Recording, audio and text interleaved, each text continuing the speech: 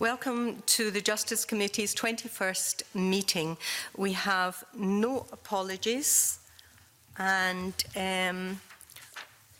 we move to agenda item number 1, decisions on taking business in private. And our first item is a decision on whether to take items 4 and 6 in private, and that's to review the evidence we hear today and to consider our report to the work programme in relation to Brexit. We've already, at previous meeting, agreed to take the biometrics issue in private. So, are we agreed? We are agreed, thank you. Before we move on to agenda item 2, the secure case for children and young people in Scotland, I'd just like to put on record that last night I received a written submission from Linda and Stuart Allen, the parents of Katie Allen, and I want to acknowledge this and indicate that we intend to treat this as a written submission and follow the usual procedures for circulation and publication. And I should just say, before we formally take evidence here, that on behalf of the committee, I'd like to thank Daniel Johnson for all his work as a member of this and the subcommittee.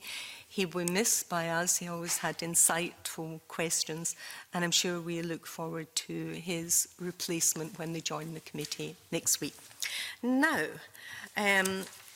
moving on to our final evidence session as part of our secure care inquiry, I'm pleased to welcome to the committee today Nick Hobbs, Head of Advice and Investigations, Children and Young People's Commissioner Scotland, Nicola Dickey, Chief Officer, Children and Young People, COSLA, and Hugh Carr, Head of Strategic Procurement, and Janine Hunt, Strategic Programme Manager with Scotland Excel. Can I thank the witnesses for the written evidence that you've supplied, which is always so very helpful to the committee to be able to look at in advance of you appearing before the committee. I refer members to paper 1, which is a public paper, and paper 2, which is a private paper. And we now move to questions, starting with John Finney. Good morning, panel, and thank you for your contributions. It's a question for Mr Hobbs. Mr Hobbs, we've heard of the complex health and other needs that children and young people have when they enter secure care. Do you have any general concerns about children and young people with such issues entering that system? I think the written paper that we provided to the committee makes clear that what we're looking for and what needs to happen is a human rights-based approach to children across the board. So the first thing that recognises is that children are defined as under 18 in terms of the United Nations Convention on the Rights of the Child. And secondly, that deprivation of liberty and detention of children should only restrict children's rights to liberty where it's necessary. So that means that children's rights to education, to family life, to healthcare, which includes mental health, must not be restricted by a decision to deprive them of their liberty in whatever form that takes. So we certainly have concerns that children need to be provided with facilities and with services that meet their mental health needs, that ensure their rights to health are properly respected. We need to make sure that the process through which children are deprived of their liberty, the decisions that are taken, recognise and understand that these are children who are rights holders, but who have also very often experienced trauma, adverse childhood experiences, who are often struggling with things like mental health.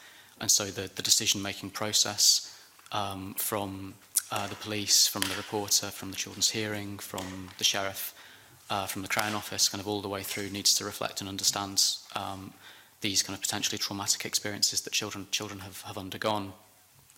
And that the places where we do detain them, when we do need to detain them, need to make sure that they have appropriate and regular and frequent access to mental health provision. Thank you. You mentioned the rights-based approach, and there's United Nations rules for the protection of juveniles deprived of their liberty. Can I ask some very specific, initially to you, Mr Hobbs, and then perhaps the other members of the panel? These rules state that every juvenile shall receive adequate medical care, both preventative and remedial, including dental, ophthalmological and mental health care. Are you content that all children in secure care have the relevant access to all of these provisions? I think the Chief Inspector of Prisons report raises concerns about the access to mental health in Parliament. And I think there's a broader point there about children's access to mental health provision, not just in secure care, but across Scotland more generally. So that's something we hear regularly and consistently from the children that we work with when we ask them what are the issues they're most concerned about. Mental health frequently comes up as one of the issues they're most concerned about. And we certainly hear a lot through the office's advice function, whereby children, young people, adults, professionals can call into the office for advice about the challenges in accessing CAM support, the challenges in accessing assessments. We don't have any specific, there's been no specific kind of reference to secure care within that, but I think that would certainly be a concern that access is such a problem across Scotland that access within the secure estate is something that we would want to make sure is absolutely in place.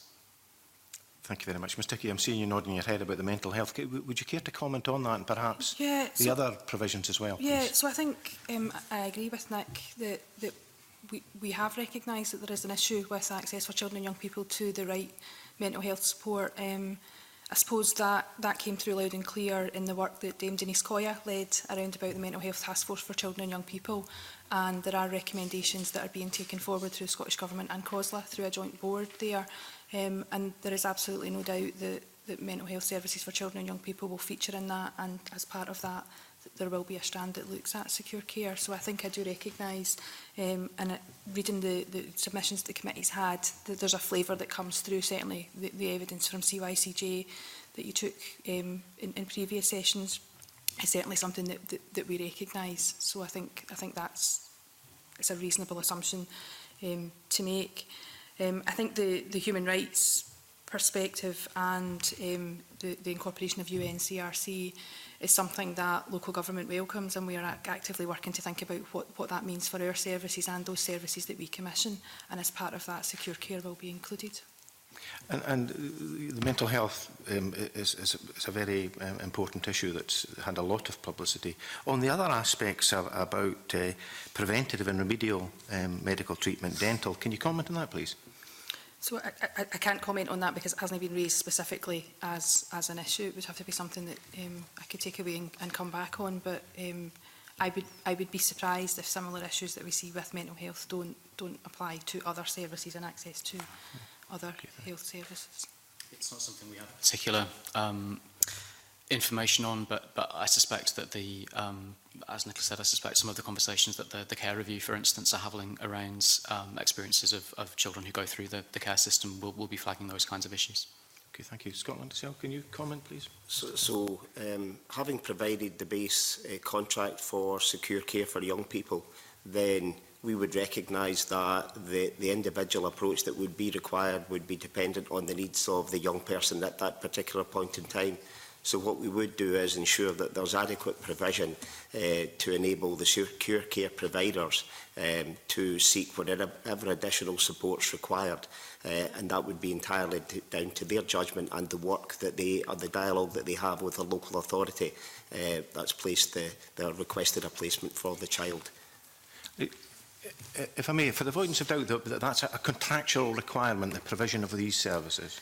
The contractual requirement is to ensure that the care that the young person needs is identified as being individual to that person and doesn't form some form of generic care package, that the care provided would be individual to meet the needs of the young person and would be assessed by the secure unit in conjunction with the local authority, relevant services and the local authority. Yeah. Forgive me, I need to ask again then. I mean, specifically, is there something that says a child will be given preventative, remedial, dental, ophthalmological, as well as mental? Does that form part of the arrangement on when the service is commissioned? So I can't confirm that the wording would be exactly aligned with that, but there would be reference within the contract document, which I can provide, subsequent to the session, that would indicate that the needs of the individual person would be met based on the assessment of the carers within the secure unit. Okay, that would be helpful if you could provide Yes, that. I can do that. Clerk. Thank you very much indeed. Thank you, Fiona. Jenny. Convener, good morning to the panel. Nicola Dickey and I think Nick Hobbs both mentioned the human rights perspective, so I'm interested in the panel's views on whether or not you think that human rights obligations for children and young people in care or custody at the moment are currently being upheld across the boards. And in particular, Nick Hobbs, you mentioned access to education. Do you think that's being provided fairly across the board in terms of the opportunities available? So, as I said, the starting point is for us is the UNCRC, but also the European Convention on Human Rights, Council of Europe and UN guidelines on children who are deprived of their liberty. And the principles that we kind of draw from it are, as I said, first and foremost, a child is anyone under the age of 18. So we need to make sure that there is particular provision and separate provision made available for under 18. So we would absolutely support the recommendation from the Chief Inspector of Prisons that children should not be detained in Parliament. That's the first thing.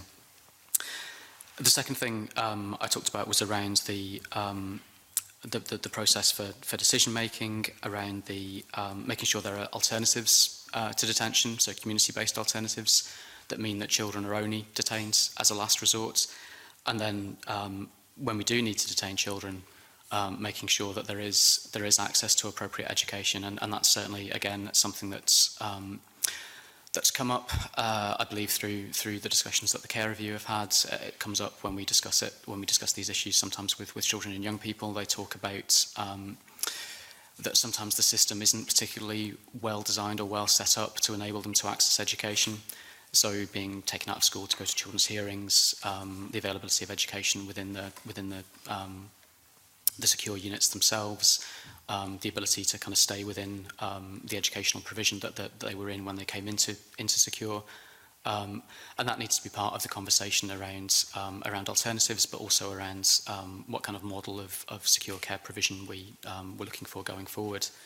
Is applying that human rights standard and saying, is it capable of delivering the child's right to education? And bearing in mind these are often children with additional support needs, and those present their own kind of issues and their own challenges around making sure that the right kind of educational provision is available. Nicola Dickey.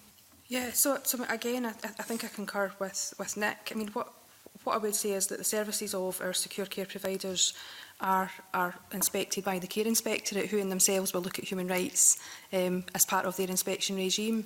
So I think we do have that that we can draw upon.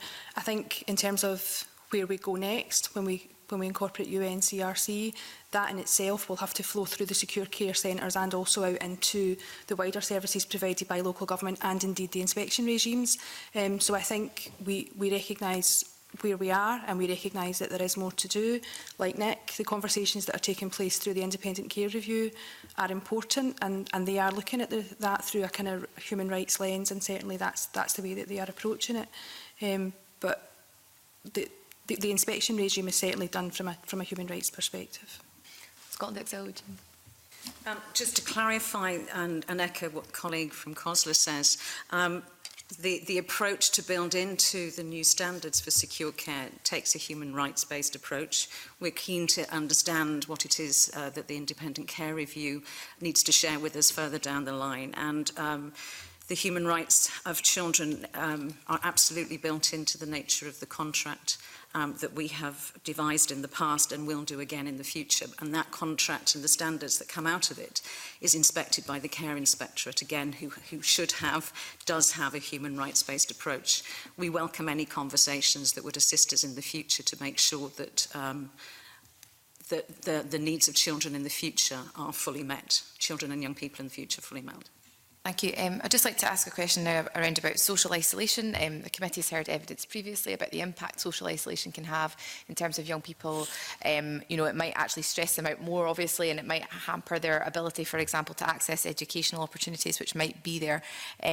Has the Commission looked at social isolation in detail and ways that might be addressed in terms of access to educational opportunities, for example?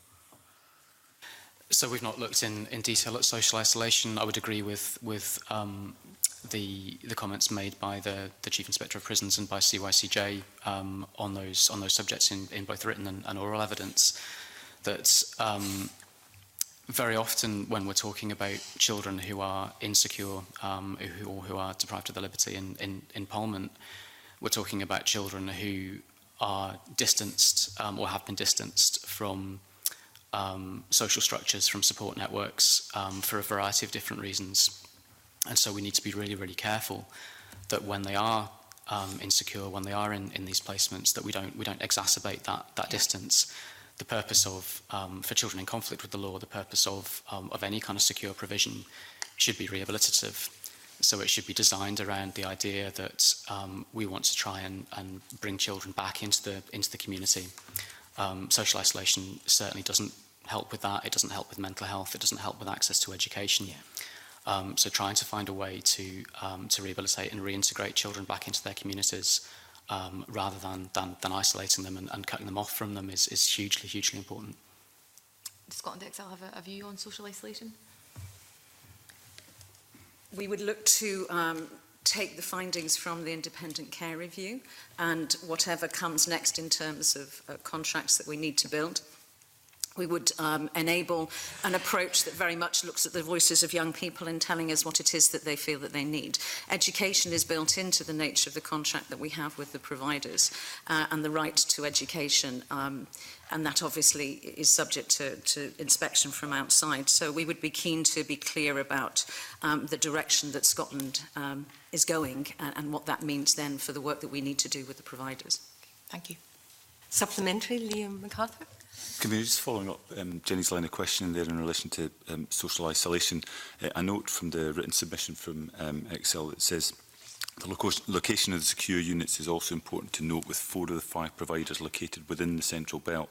This poses issues for local authorities not located within the region, where there's often the preference for placing close to home to facilitate access to loved ones, social workers, etc. I mean, that would tend to suggest that at the moment with the current model, the risk of social isolation is probably higher for those coming from the sorts of communities that I and John Finney represent. Is there anything in terms of the way that the contract as from next year might be framed that would enable those sorts of concerns to be more effectively addressed and reduce that risk of social isolation?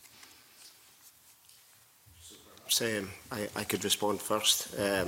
I think this indeed has been a challenge, and given the nature of the location of the facilities, then inevitably, if there are local authorities that fall out with reasonable travelling distance, then that would cause additional difficulty for families to be able to provide support, and indeed may result in some additional stress for the young person. We are aware of that, and we work very, very closely with our local authorities to ensure that we take cognizance where some of those issues may come into play, and we work with the local authorities to understand what additional support they could provide to the families in order to minimise the negative impact on the young person. Certainly based on the work that we're doing this early on for the renewal of the contract next year, our member councils are aware of some of those impacts and are keen to be part of developing an effective solution to move forward. And what do some of those measures look like? Is this assistance with travel support, ensuring that Skype calls can be regularly made? I mean, what does that contact look like? So both of those, and we're looking at all alternatives. I think available technology could enable mitigation of some of the difficulties and actually physically having to travel, but also certainly based on the dialogue we've had with councils are receptive to the discussion about what additional support they can provide, and whether that's technology or physical. So I guess to answer your question, all of the above, and we would look to embed as much of that into the next generation of the contract as we can. But given the financial situation for the providers at the moment, it would presumably appear impractical to have smaller units than more widely dispersed, that you need a kind of critical mass in order to make the system viable. Is that? I think one of the challenges that we have when the 4 locations, and then of course with Edinburgh itself, the challenges are that to develop a secure unit is very expensive. And if we consider where the capacity is utilised at the minute across the secure units, then I think it's safe to say that the capacity consumed by local authorities has been decreasing. So I think it brings the additional challenge that the likelihood of additional units being required, certainly in the short to medium term, is relatively low, given the reduced dependency that local authorities have. So therefore the capacity would appear to be at the appropriate level. However, that exacerbates the problem that if they're in the wrong location. So I think to answer your question, yes, financial constraints coupled with capacity would make it an unlikely prospect that additional units would be constructed in different locations. Yeah, so. Well, I understand the argument about resources, and in a resource-constrained environment, that's always going to be part of the conversation. But I think it risks approaching the question from the wrong direction, which is that children have the right to respect for private and family life in terms of Article 8 of the ECHR, in terms of Article 16 of the UNCRC, and so there is an obligation on government when considering what the model should look like in terms of secure care provision when we do need to deprive children of their liberty, is to take account of that and to look at alternatives. So to consider community-based alternatives that mean that children from those kind of communities don't need to be taken to the central belt to be locked up, but also to look at exactly the kind of what you're suggesting, Mr. MacArthur, around is there a viable way of creating provision closer to the communities that children actually live in and come from, so that we don't need to remove them, and we don't need to risk interfering with those rights to family life. The technological solutions are absolutely valid. The kind of support that can be provided to families is really, really important. But I think the starting point is to say that that this is an interference with children's rights to family life, and we need to look at the model from that perspective first and foremost. So, thanks. Liam? Yep. Briefly, if I might, Convener, just on that point, and Hugh Carr, you were just talking, I think, in response to that, about knowing where the referrals are coming from, where people are being placed from. But buried in the evidence, there's one line in your own submission, I think, where it says, from this viewpoint, it's unfortunate there's no centralised recording of referrals at the current time. What am I to infer from that? Is that in your response to Liam MacArthur, if Liam MacArthur had come back and said, well, how many people are being referred down from Orkney, there's no central database which would answer that question. Is that correct? That's correct. There's no central database for referrals. Wow. Thank you. The committee's received evidence from the Royal College of Speech and Language Therapists, and this highlights that more than 60% of young people who offend have significant speech, language and communication needs. Are the witnesses able to comment on the current availability of these specialist services for children and young people, both in secure care and in custody? Who'd like to take that? It's certainly not something that, from a COSLA perspective, we would have to hand. We can certainly go.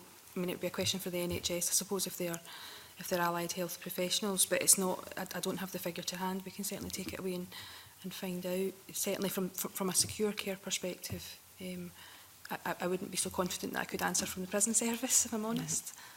And are the rest of the panel aware that this is an issue? I referred to it earlier on in one of my previous answers around the need to make provision for children's needs around education, but it's not something that we have any data on that we could provide to the committee, I'm afraid. I think this goes beyond education. It's a specialist service for speech and language communication. Excel? So likewise, I'm not in a position to be able to offer any quantum around when that's been required. What I would like to say is that for the contract that we are developing that will become the next generation, we recognise that there's an opportunity to collect data from the providers on the additional services that have been provided, so that we can provide a much clearer picture back to our local authorities about the additional services that have been identified and provided. But at this stage, we have been unable to, I'm unable to articulate what's been provided so far. I think it's a bit disturbing that, you know, this is quite a serious issue, and none of the panel seem to be particularly aware of it. Can I read you some of the things that the Royal College of Speech and Language Therapists have said? There's no ring fencing provision of speech and language therapy and secure care in Scotland, and we know that there's a strong co-occurrence of mental health and speech, language, communication needs, and a strong co-occurrence of challenging behaviours, all things which are pretty well bread and butter to looking at the welfare of these children, whether it's secure care or in custody.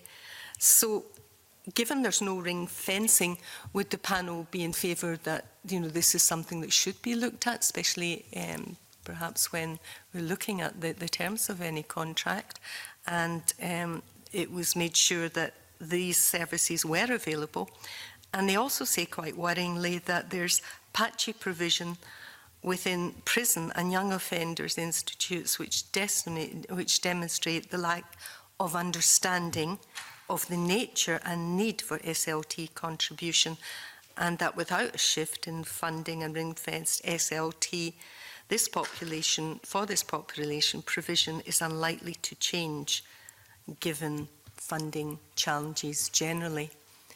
Would you like to comment on where you would like to see this going now, given you're now aware of all of this? I mean, these things are part of children's rights to the fullest enjoyment of their health, of their education, of their development. It's part of a rehabilitative approach to children in conflict with the law. We may well be talking about issues around the Equality Act, where these things kind of relate to a disability that the child has. So, yeah, I mean, they should certainly access to those services, and that provision should certainly be in place for children who are in either secure units or in Parliament. It probably goes a little bit further than that, because the Royal College of Speech and Language Therapists also state that without meaningful communication, it is impossible to meaningfully fulfil international human rights obligations. Is that a fair assessment? That's exactly my point, yeah, in terms of meeting the state's obligations in terms of the UNCRC in particular, but also potentially the UN Convention on the Rights of Persons with Disabilities, and the rights and the articles that I referred to previously, then making sure that these services are accessible and available to children and young people, yeah, it's absolutely important. Well, in view of the information that's been raised today, would Scott Excel agree to meet with the Royal College of Speech and Language Therapists to discuss this before the next contract is confirmed? So absolutely. The way that we develop a contract is never in isolation, and always and to be as inclusive as possible. So we recognise the importance of working very closely with a number of key stakeholders, so the Scottish Government, colleagues in COSLA, and crucially representatives from our local authorities. And over the course of a contract, we have regular dialogue with the providers. So to answer your question, yes, we will. I can state that we will definitely arrange a discussion to help to inform the strategic development of the contract, which is undergoing at the minute. It's very helpful. We've already established that these are young people with very challenging needs, and there seems to be a huge gap here in not recognising fully that communication and speech difficulties can play an important part in some of the challenging behaviour. Fulton. Thank you, Convener. Before I come to my main point, I'm actually quite shocked to hear the lack of nationally held data, in both in relation to the previous questions from the Convener and Liam Kerr and Liam MacArthur. Just before that, this is a really serious issue, and I know from my own time as a children and family social worker, when we're removing a young person's liberty, effectively. The fact that we can't we don't have access to data nationally about where these young people are coming from, what access to treatment and stuff they might have. I think is something hopefully can come out of this session. There could be some changes about. Going on to more onto my main question, Scotland Excel, you'd said in your submissions about, and I think very helpfully and honestly, that secure care isn't always the correct environment. And you mentioned in a quote an intensive mental health facility. Are you able to expand a wee bit on what you mean by that?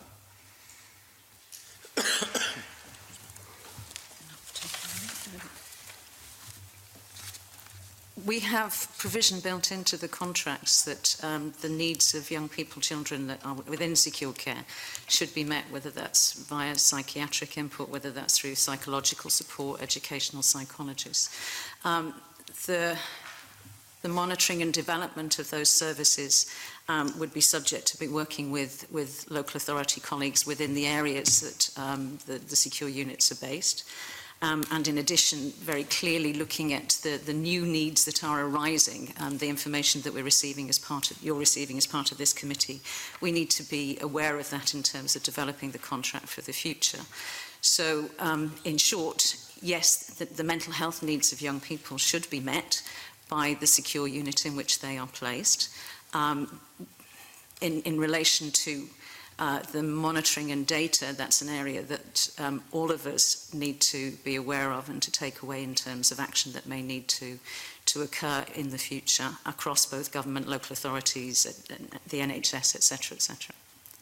Do you think the discussion around the intensive mental health facility, to use your quote, is that taking us on to the conversation about the need and the use of secure care provision at all, or are we looking at, because we've talked about this before in committee sessions, is there something maybe in between, you know, where we're not using secure care in the traditional sense of the word, but actually it's more an intensive community care package that's required, maybe with some restrictions to keep the individual and others safe?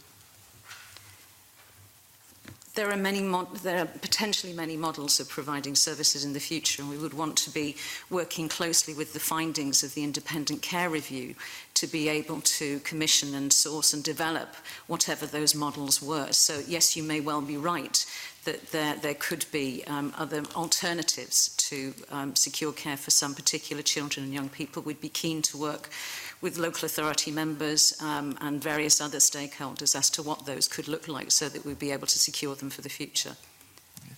I just want to ask a wee bit about CAMHS as well, or perhaps ask Scotland Excel first again, and then maybe come to the other witnesses. I know that we've heard previously that CAMHS is limited to one team in Glasgow for young people that are in some of the secure services. Do you have any thoughts on how this could be rolled out? And you actually said in your previous answer that the secure care service itself should be working to meet the health needs, the mental health needs of individuals who are there. Is there any way that can be worked collaboratively, or a bit more work, so that maybe the intense work has been done while the young person's in secure, but it's more about a joined up approach for when they then come out? Yes, we would expect there to be a joined-up approach as the young person leaves secure care. The contract covers the young person coming into secure care and being received in secure care, and also leaving in terms of the through care process. There may well be all sorts of lessons that we all need to learn that come out from the Independent Care Review and the voices of children and young people within that process. We'd be very keen to work learning more about what the Glasgow model potentially means, and what that means then for other local authority areas across Scotland. If I can pick up on your previous question just briefly first, I think it's important to recognise two things. So firstly, that secure care is a deprivation of liberty in human rights terms, and so needs to be considered as a last resort. And secondly, that it's very rare for the need for secure accommodation to arise out of the blue. So the approach to be taken around trying to make sure that secure care genuinely is a last resort, that we need it for as few children as possible, needs to take into account the requirement for us to be able to assess, to intervene at an early stage, to make sure that the right supports are in place for children that are able to divert them away from paths that might lead to the need for secure care. That absolutely includes CAMHS. I mentioned previously, and it will be well known to the committee, that there are huge challenges around Scotland now about access to CAMHS services, access to assessments for children and young people. That presents a real challenge, I think, because some of the supports that you would expect or you would hope would be in place for children that might reduce or even prevent the need ultimately for them going into secure care are not able to be provided at the moment. So making sure that diversionary activity, and we've got the kind of the policy basis to do it through GERFEC, through the whole systems approach, but making sure that diversionary activity is in place, that the right supports and the right services exist in order to reduce as far as possible the need for children to be detained and to go to secure. And then once they are insecure, the access to that really intensive support that means that they stay there for as little time as possible. Nicola. So I think I would concur with what's already been said. So as well as the kind of the before, during and after that we have as part of the Scotland Excel contract, we also have a set of draft secure care standards that are currently being worked on through the Secure Care Group. And those standards have been pulled together with support from the secure care providers themselves, local authorities and importantly young people with experience of having been in the secure care estate. So I think as part of that, there are standards there specifically around about people's rights, people's needs and the support and to be involved in those decisions. So I think we do have a good grounding to take us from where we are now to where the independent care review recommendations might take us. So I think the conversations that are still to be had around about what good might look like in the future for children who are not able to be accommodated at home is very much still a live discussion. But the secure care standards that we have at the moment that we've worked to develop with, and I have to say to their credit, the secure care providers have been involved in those discussions, are very much about making sure that whilst people are in the secure care accommodation at the moment, they can expect an acceptable standard, and that standard has been pulled together for children and young people. And I think in terms of transitions both into and out of, in this case we're talking about secure care, we recognise, and I think again the work that Dame Denise Coya did around about children and young people's mental health, transitions, whether it's transitions into secure care or into hospital or somewhere else, are certainly an area that are on the list for us to have a look at, because these are potential crisis points for our young people. So I think we are actively looking at all of that stuff, and it is in current consideration. And do you think those conversations that you're having, do they include conversations about the pressure, if you like, that's on the CAMHS service, and almost, you know, a dependence from across agencies on CAMHS and other ways that we can reach out to young people and support them with their emotional and mental health? Yes, absolutely. So this stuff is not being done in, so we don't look at secure care in isolation of all of the other conversations. So again, the board that is being co-chaired by COSLA and Scottish Government is taking forward those recommendations from Dame Denise Coya, and part of that is around about community mental health services and how we can access both low-level support for our young people to prevent escalation, but also how do we importantly, when we do need to have some sort of crisis intervention, how is that handled in a way that gets the best outcomes for our children and our young people. Okay, and I just want to, I think you've kind of covered that in the main, but I wanted to also ask about the mental health provision for young people who are in custody, HMP Pullman, and we've heard evidence that can be quite fragmented as well, just because of different boards involved. Would you say a similar approach is required there? I think a similar approach will be required there, and I think as well it's all the more important because our young people are not within either the secure setting or necessarily Pullman for a long period of time. So we have a kind of different profile, if you like, from young people who come from elsewhere in the UK. So our young people tend to be in secure care for much shorter periods of time, or in Pullman for much shorter periods of time. So those transitions between the secure care providers and Pullman or the secure care providers and back into the community is even more important because it is such a short period of time. So we need to get it right. We don't have a long planning window to get our young people back out in the communities with the right support. So yes, I would agree. Liam Kerr. Convener, good morning. The convener earlier on asked about the contracts, and I understand in 2011 a procurement process was introduced for the purchase of secure care services. So at the outset, could I ask Scotland Excel and COSLA just to outline how that procurement process works, and whilst doing so, what are the specific benefits and perhaps weaknesses of that current model? So perhaps I could answer first.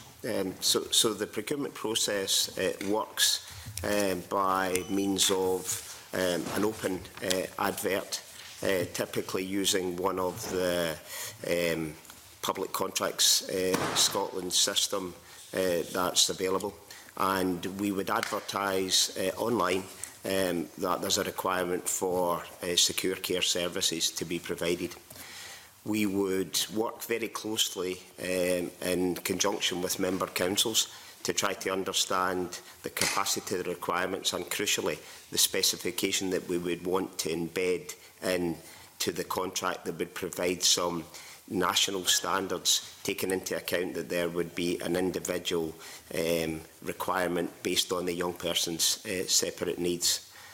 We would have, in response to, we would open it, sorry, I should have said, there's a threshold where it's the law that you have to advertise a contract opportunity, and for this service it's just in excess of £650,000. So based on a forecast and anticipated spend somewhere in excess of £15 million, then it would be a requirement to raise that public advertisement. We would run the tender exercise as over the course of the tender exercise and evaluation, we would meet with the providers that provided an offer to the advertisement, and subsequently we would award a contract to them that would be based on a non-commitment basis because of uncertainty in demand. So that would be the tender process itself. That makes sense. Perhaps I could ask Nicola Dickey to follow up from that. You would obviously recognise that process. From your perspective, what are the strengths and weaknesses of that approach, and could it be improved upon? So I think the strengths are the strengths that we have with all of our Scotland Excel contracts, that we potentially do it once for Scotland, and that in itself brings benefits. It allows us to have a kind of collective view around about what we may want at a Scotland level and across all of our local authorities. So I think it also means for our providers, they have one set of meetings to attend. If we didn't have the Scotland Excel contract, we would have a situation where all of our providers would be getting into contractual arrangements with individual local authorities not under the contract. So I think there are strengths around about that. I think the weaknesses are some of the things that we've already discussed. So it's not a surprise that COSLA are huge fans of localism. I don't suppose anyone will be surprised in that. That does mean that when we have one contract for Scotland, it can take a while to get the contract right, to make sure that we get all of the fundamental differences across our local authorities, and importantly the wants and requirements of our children and young people to be there. So I think it is a strength because it does allow us to do that kind of once, but having been involved in those conversations, it's not always easy to get to a point where we can say yes, that's what good looks like for everyone. But I have to say that we have good support from our local authorities, and we also have really good support from our secure care providers, who are really involved in the process, and they will come forward and they will give both challenge, but they will also give us their ideas about how things can be done differently, or what would work from their perspective. So coming out of the procurement process and just into the overall arrangements, and following up on something that Fulton McGregor was rightly exploring earlier, does the panel feel that the current arrangements for secure care, the way it is currently provided, is that the optimum model? Or given a blank canvas, what would change? I suppose from a local government perspective, and Nick's already alluded to it, that we have to look at how we can get the best possible outcomes for our children and young people. And I think the evidence that you took from Glasgow City Council in your earlier evidence sessions was clear that we have local authorities that recognise that we must try and reduce the amount of children who we are placing in secure care, and that we have to think about what are better options for those children and young people. And some of that may well be with keeping them within their own community. The difficulty for our for Scotland Excel when they're looking to set forward the contract, and or for our providers when they're looking to set up their business model, is that we do have that changeable nature, and we don't actually know what we're going to have in any given year. So we can try and project it, but it's not an exact science. So I think if you were to draw it again, you would probably draw it in a different way. I don't think that we won't be able to get there, because I genuinely think that all of the people who are involved in the secure care group are recognise that the model we have at the moment is the model we have at the moment. That's not to say it won't transition into something else. And if you're asking, do I think we'll ever get to a point where we will require no secure care? I'm not sure that I could say that that's the future I see. I see a reduction, but not necessarily to the point of zero. I don't know if it's a change of the model or a change to the model, but I suppose the big things that we need it to be able to deliver are places need to be available for children when they need them. They need to be available as close to the child's community and family as possible, and the services that are kind of contained within that facility need to be appropriate to the many and varied needs that children coming into secure may present. We've talked about a lot of that already. And I suppose the kind of question about availability of places isn't one that we've touched on, but the kind of challenges that the model's experienced around cross-border placements would certainly come into that. That's something that I think government needs to look at a little bit more closely, and to consider the way in which the model works, and the way in which it kind of depends to some extent on those placements for financial viability, because we need to make sure first and foremost that for those children who do need to be deprived of their liberty, that places are available for them, so they don't need to be accommodated somewhere else. Thank you. So perhaps the weakness in the current model, I think, is a fairly simple one, and certainly based on the evidence we provided could be drawn, which is we put the role of Scotland Excel is to try to understand national policy objectives, but also to try to put a solution in place that meets the needs of our member councils, to enable them to source the requirements but deliver against best value. So one of the weaknesses in the current model is when you go to market to try to put a service in place on a non-commitment basis, then that's very difficult for the providers. It's difficult for the government to identify a national solution to that, and it's certainly difficult for our local authorities. So therefore, inevitably, the pricing model that the providers would use, we would agree with them the assumptions that should be made.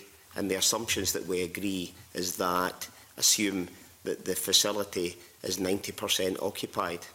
So at 90% occupied, they would offer a unit price to deliver a service against the specification that they're given. So around the question, what could we do different? One of the challenges that the providers have is inevitably they have to, if the number falls below 90%, they have to go and seek cross-border placements in order to increase the capacity within the unit, or the capacity that's utilised. So that in itself provides a weak model where there may be a lack of appropriate places, going back to Nick's point, at the most appropriate unit for the individual, but by the same token, with such a high degree of uncertainty, the providers have to use their facility to best effect, and additional agencies are left trying to understand where the gap in the provision is and against an allocation or a facility against where they would want it to be. So the weakness in the current model is all about the lack of our ability to have some block funding of places. So that potentially leads to capacity constraints. Understand. Thank you very much. We're on to Rona. Thank you, Convener. Good morning, panel. I'd like to probe a bit further into Liam Kerr's earlier line of questioning about procurement. It's been suggested that the market approach to secure care can engender competition, which may restrict collaboration between care providers. So I was going to ask you if you think that's a fair assessment, and if I can give you an example. The committee previously heard evidence from Carol Deary from the Secure Unit at St Mary's Kenmure, who's actually in my constituency, and very impressed with any visits I've made there. Ms Deary stated that she attended a Scotland Excel conference where she shared a table with people who tendered for car parts, toilet rolls and confectionery. She said that tendering for services for children and young people in the same way felt just incongruent and not right. Is that understandable? That would be an understandable view, but I don't believe that that is in actual fact the case. One of the things that we try to do as part of our contract development, we focus very, very closely on the individual service provision that we are trying to put in place. So our approach to providing care services, or our approach to providing any other contract area that's whether it's goods or service related, varies according to individual requirements. And we work very, very closely with the appropriate stakeholders, and in this case it's with the Scottish Government and COSLA, and crucially with our member councils to ensure that we try to embed the core requirements that meet the needs of the young person on an individual basis, but at the same time trying to provide a national solution. So I would state the view very, very clearly that we never adopt a one-size-fits-all. We always customise the approach to the service, and in this particular case, it's customised very, very closely to what we believe the needs of the young person will be, but crucially being informed by national policy and council objectives. I understand what you're saying. I'm not disputing it. I'm questioning whether you think the process of somebody sitting at a table and tendering for things so unrelated to children's services is the correct one. I'm sorry, could you ask me that again? I Well, don't really Ms Deary understand said when she went along to the process of doing this, that she was at a table with people tendering for other sorts of things, confectionery, toilet rolls. It was not related to the importance of securing places for children. I'm sorry, forgive my understand. The event that Carol was referring to was, we have an annual event where our member councils come together and we cover a number of areas, whether it's about new developments or to get their input into how the operation develops, how we could make it better. That particular event was part of our national conference where we made the decision to include some of our providers, whether it's goods or services, to come along and have some cross-sector dialogue on what was happening, where the developments were around, new provisions, around new regulations within the procurement arena and so on and so forth. So when we were having an information event or a stakeholder engagement to understand the market's views on a development that we were undertaking, we would do it specifically aligned with that development area. So we would never have an event to seek the views of providers about the core service that they're providing that would be at the same session as the providers from other services. But that particular example was a conference where we had providers across a number of areas. But if we were having an event specifically to talk about the provision of this service, we wouldn't have it in conjunction with any other providers. Okay, thank you. That's cleared that up. So that wasn't normal. That's not how it would normally be done. It would be done at a specific session for securing places for children. Yes. Anyone else like to comment? That's my understanding. So having been involved in meetings over recent months with both Scotland Excel and our secure care providers, those are specific to secure care. So that's my experience. I've no direct experience of those events, but I think I would be concerned if the secure units viewed themselves as being in competition with one another for business. You know, taken together, they represent the secure estate for Scotland. The decision about which one a child should be placed in, where they need secure accommodation, should be based on an assessment of the needs of that child and which unit is best placed to meet that. So yeah, I would be worried if they felt they were in competition with each other, or if the model was leading them to that conclusion, because that's certainly not how it should be. It's certainly not how it should be working, and I don't think that's something that would work to the best interests of children who are in need of secure accommodation. Okay. Shona. Morning. You started to touch on the issue of cross-border placements earlier on, and I just want to pick up on that further. So COSLA pointed out that around 30% of all beds are cross-border funded, and I suspect from what you were saying earlier, but just want to get this on the record, that this arrangement is crucial for maintaining the viability of units, but that has some knock-on effects which we began to explore. So it would be helpful just to expand briefly on that, if you wouldn't mind. I think I recognise the comments that Scotland Excel have already made around about cross-border placements. We are in a time when local authorities across Scotland are reducing as best they can their need for secure care. That's not to say that we don't require it. So the providers themselves are in a difficult position. Their break-even point with the contract is 90%. So if they go below that, they have to go looking elsewhere. I think it's interesting the point that Nick was making around about competition.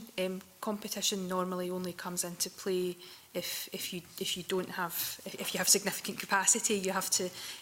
We're not in that situation in Scotland. In actual fact, local authorities can find themselves in a situation where they have to contact more than one provider to see if there's a space available for a young person. And then if they get into a situation where there is more than one place for a young person, then they would be able to get into that conversation around about which of the centres is actually best placed for that young person. So I do think it's a difficult position. It's a difficult position for the providers themselves to be in, because we don't have any guarantee of what's going to happen.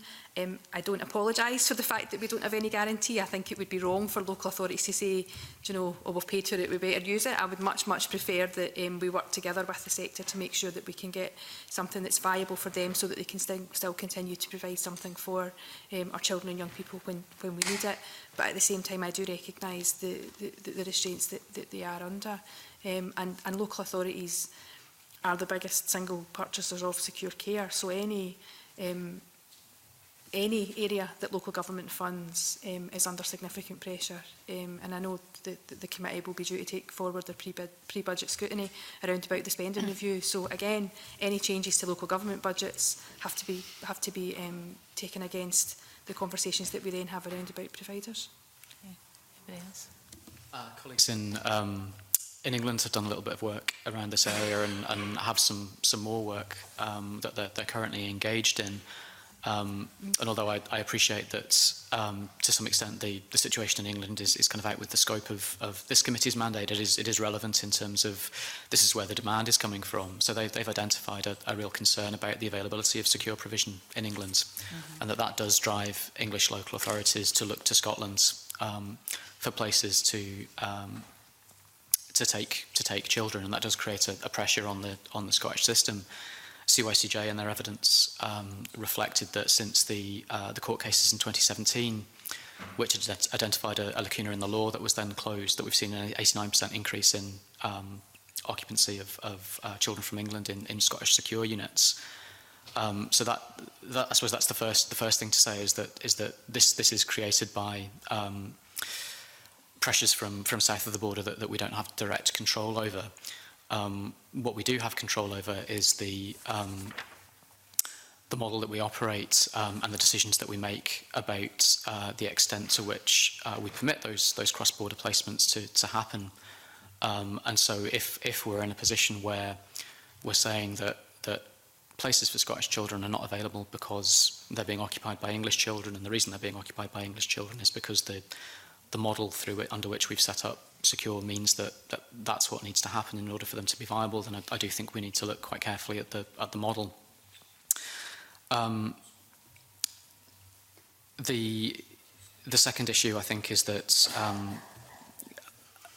as we've noted in our evidence, that the secure units themselves aren't the only places in which children are being placed from England, and we can't talk a huge amount about that because it's the subject of a live case before the court session. But I think it does reflect another way in which pressures within one jurisdiction can impact quite significantly on another, and we need to be making the decisions that we make around secure and around models with that very clearly in mind. Okay. So I would endorse the point made by Nicola from COSLA.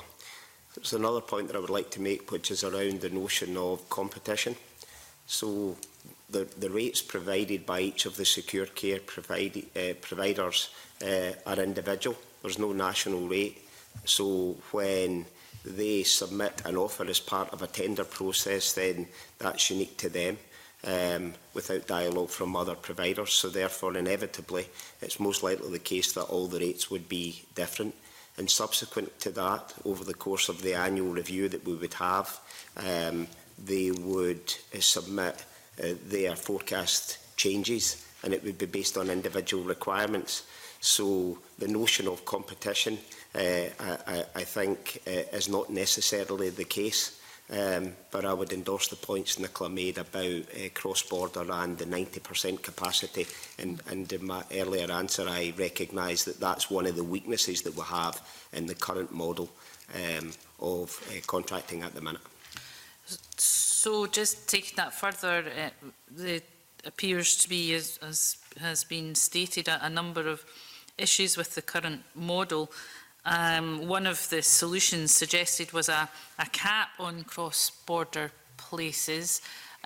Obviously, though, and it would be helpful to know your view on that, but also that may then have an impact on the sustainability of the units if that was to happen. So if I could get your view on that, and if you would take the opportunity to put on the record, if not a cap, what other solutions to the issues here could there be?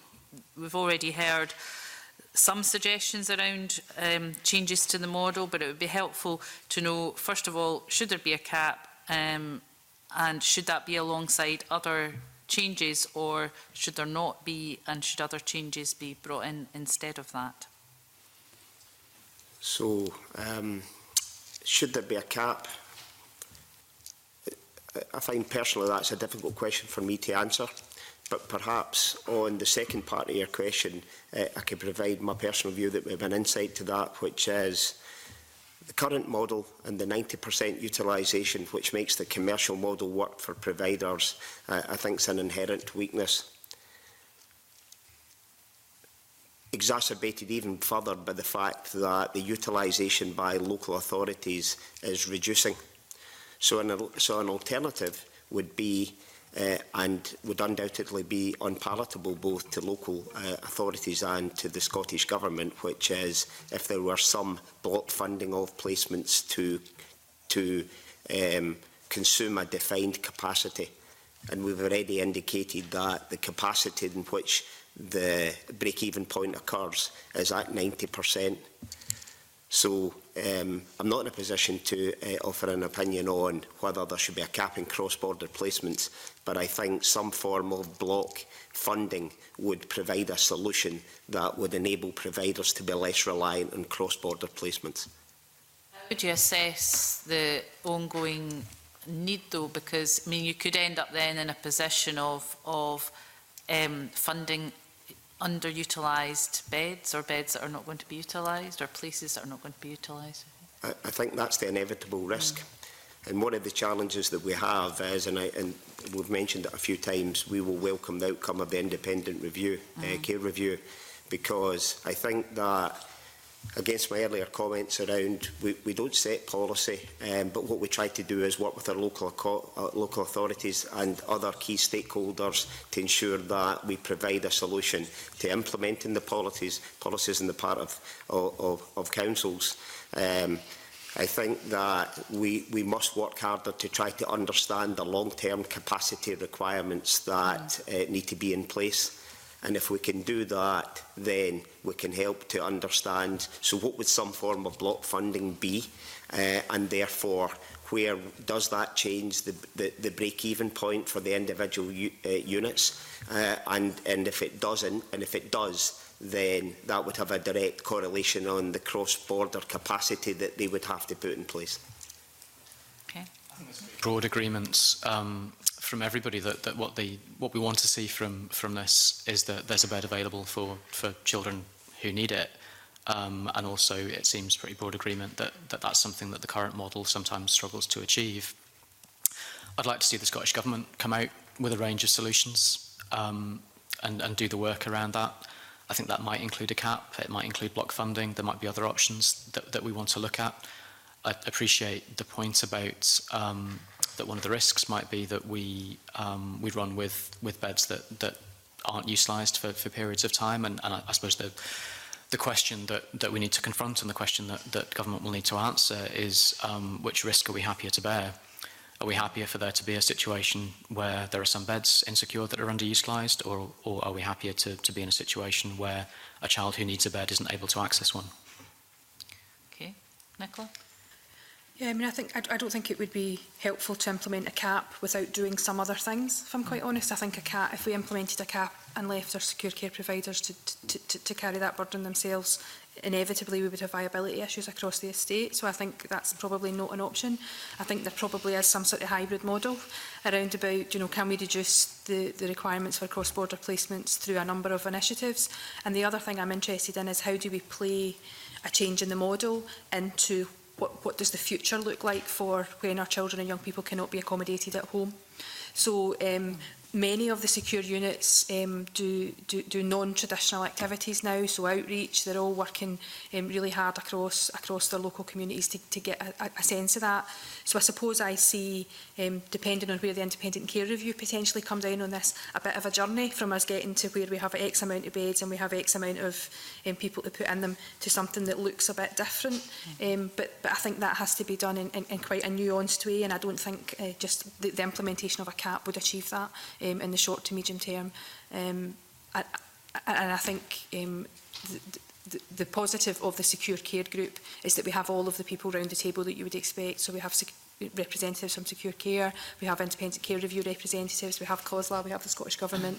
We have everyone round the table prepared to have those conversations. Okay, that's helpful. I have one final question, and that it's quite specific about the provision of emergency beds, which I understand there are 6 emergency beds which can be used on a short-term basis if needed. It would just be helpful to hear how often those beds have been utilised in the past, if you're able to provide that, and where they are used, are they subject to any additional costs? In terms of So we collect utilisation data. The Scottish Government collects utilisation data and pass it to us. So I don't have it to hand, but we have visibility of how often that they are utilised, and I can provide that, and they are not subject to any additional cost. They're not? Okay. No. Well, that'd be helpful if you could follow up with that, because it is quite a specific ask. So, okay. Just taking back to the question earlier about the competition kind of struck up between providers. I'm assuming that best value and the needs of the individual child or young person will dictate as far as possible where that child or young person will go, rather than the lowest unit cost will determine where they end up. certainly my understanding of that. So our children and young people's outcomes are first and foremost where we're going.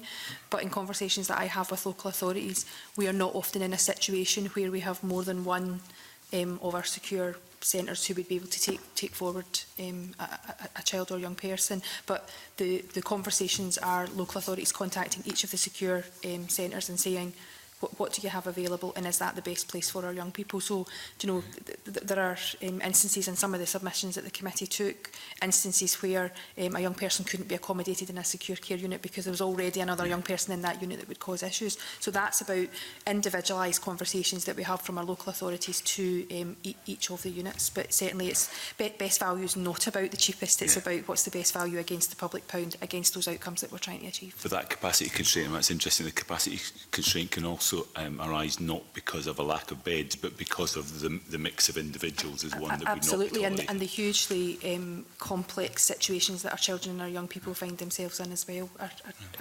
So yeah. That's helpful, thank you. Could I just finally just probe a little bit further on the procurement process?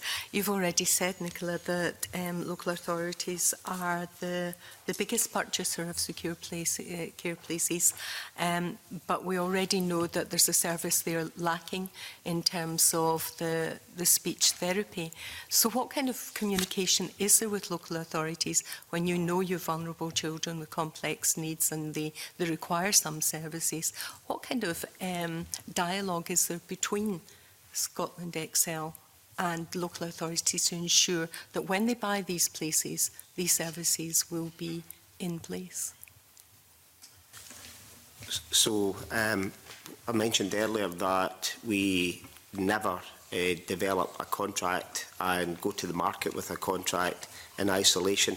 It's always based on working with the local authorities to ensure that individual service requirements are made. So if it's identified that a service is required, then we would ensure that we embed that into the service that we are asking for provision for when we go to the market.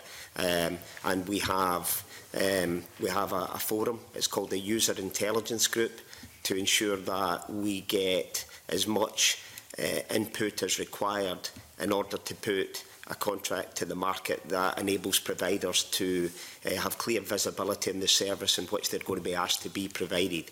And this is regular and ongoing with member councils. And is COSLA satisfied that that communication is as robust as it could be? I think it's fairly robust. I think there will always be issues that will come up. And I think it's also fair to say that not all local authorities are huge users of secure care, depending on the size of the local authority. So we do have good coverage from our local authorities in those user intelligence groups. And the other place, so the user intelligence groups are very much around about the contract, but I would also draw attention to the secure care group, which is the group that's looking more at the kind of policy and how secure care is managed across Scotland. So I think the contract and stuff is what Scotland Excel does, and I think we've heard what are the kind of tried and tested manner that we've got there. But also here we do have that ongoing dialogue at the secure care group, where we have all of the component parts of the system represented. So health, local government, Scottish Government, Scotland Excel, the providers themselves, and the independent care reviewer there in a kind of listening capacity as well. Well, can I therefore suggest that, as well as Scott Excel Scotland, meeting with the Royal College of Speech and Language Therapists, given the gap we've discovered in the awareness, apart from anything else, of the 60% plus of young people who have these communication and language difficulties and how that can impact on their behaviour, that COSLA too arranges to meet with them. And I think that would be a fruitful discussion. That's very reassuring. Rona. Thank you, Convener. Yeah, I just want to go back to something that Nicola Dickey had sort of said with regard to how we move on and where it's actually going. My visits to St Mary's have always been left with the impression it's a very caring and nurturing environment. And I wanted to ask each member of the panel if, in your opinion, it should move from what I perceive it to be a kind of a business model for procurement to something entirely different, something where possibly, as Nick said, you know, that the bed's there if the child needs it, etc., which I know under the current system is impractical. But would you like to see it moving quite radically towards something much different, so that the care is there for the child regardless of procurement and business and tendering and that sort of thing? I think that will be part of what the future looks like. I suppose the nub of the issue that Scotland has to wrestle with is, do we believe that we require do we believe that removing young people from their own communities is the right thing to do in as many cases as we're doing? So I think it's first of all, what does the future look like, and the independent care review are helping us scope that, and then how do we work with the providers that we have to make sure that we don't just throw away all of the good practice and all of the work that the secure care centres have in themselves built up. Because again, like you, I've been around the secure care centres, and it's some of the stuff that's going on there is really, really good. So I think that's the conversations that we need to get into the space to have, but very much mindful of the fact that I don't want to preempt what the independent care review may or may not say about what the future for children who can't be accommodated at home looks like. Thank you. Nick? And I think the really powerful thing that the care review is doing, partly it's to do with taking a human rights-based approach, but also not making assumptions about, because we've always done something in a particular way, that we should continue to do it in a particular way. So the root and branch nature of the review, the fact that it's very deliberately looking at things from the ground up, and asking some of those questions about what these things should look like, and as Nicola said, whether some of them are actually needed in the future, is really, really important. The focus for me, I think, would be around outcomes and around the adherence to the human rights framework. So what is it that we're trying to deliver, and making sure that we're delivering it in a way that's consistent with recognising children as rights holders all the way through that process. So being as radical as we need to be in order to achieve those things, and we shouldn't be bound by things that we've always done. Certainly not. Thank you. So I would agree with the points made by colleagues. And I think fundamentally it's really important to look at it in a holistic way, so that we understand future requirements, or try our best to anticipate future requirements, ensure that we put the appropriate supply in place. And that may or may not necessarily mean that there would be a separate procurement process, but I think that, it would be appropriate not to consider a solution that it would be tendered or a procurement or some other exercise unless we had clear visibility of what our future requirements are. And I think the point that I would make finally is that every time we conclude a contract and we replace it with either something different or something similar, we work hard to ensure that we understand what went well, what would we like to have done differently, and embed a positive change into the next generation of whatever that contract happens to be. So we, on an ongoing basis, we would try to understand what we could do better. And I think that if we continue to work with colleagues, partner agencies in the Scottish Government, then we will be in a strong position to do that, and not least, of course, with in conjunction with the secure care providers currently. Okay. Janine? Nothing further to add from what colleagues have said, but very committed to working in a partnership and collaborative approach as we move towards March, when the recommendations will be laid before you, and you make a determination of what happens next. Thank you. That concludes our questioning. Can I thank all the witnesses for attending and providing the evidence. The information you have provided will most certainly help us with our inquiry. Before I suspend briefly for 5 minutes, can I welcome to the public gallery the staff of HMP Kilmarnock and thank them for the time they spent with committee members when we visited the prison recently. It was a really worthwhile visit, and we thank you for looking after us so well. We now suspend briefly for 5 minutes.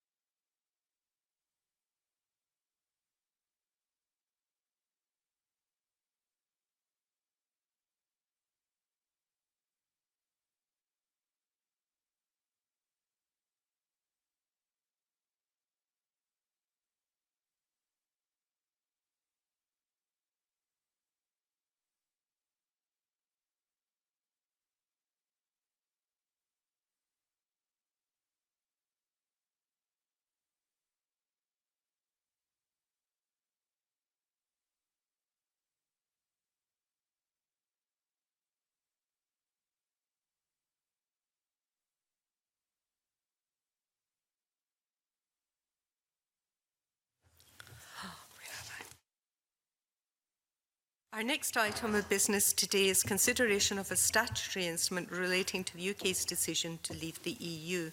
I refer members to paper 3, which is a note by the clerk. Do members have any comments? Then are members content with the view of the Scottish Government that it should consent to the relevant changes being made by the UK Government? Content. Thank you. That brings us to the end of the public part of this meeting, and I now move into private session and suspend the meeting.